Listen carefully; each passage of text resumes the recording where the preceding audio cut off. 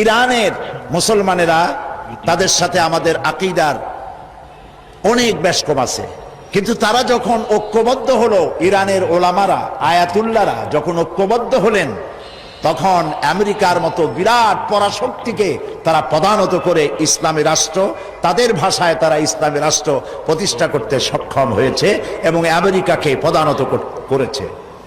এখানে আয়াতুল্লাহ খমিনীর একটি কথা আমার মনে পড়ে, কি সাহস তার!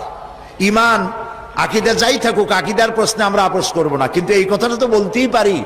যখন আমেরিকা তাকে বলেছিল যে আমার দূতাবাস থেকে যে 56 জনকে গ্রেফতার করা হয়েছে আমেরিকান, এদেরকে ছেড়ে দাও, তা না হলে তোমার খাদ্য রসদ আমেরিকা থেকে যত সাহায্য যায় সব বন্ধ করে দেওয়া হবে। আয়াতুল্লাহ খমেনি জবাব দিয়েছিলেন আমেরিকান প্রেসিডেন্টকে, তুমি কারে খাবারের ভয় দেখাও? যেই জাতির বছরে 1 মাস না খাইয়া থাকা ফরজ, সেই জাতি তোমার খাবারের অপেক্ষা করবে? তোমার মতো কাফেরদের খাবারের কোনো পরোয়া আমরা করি না।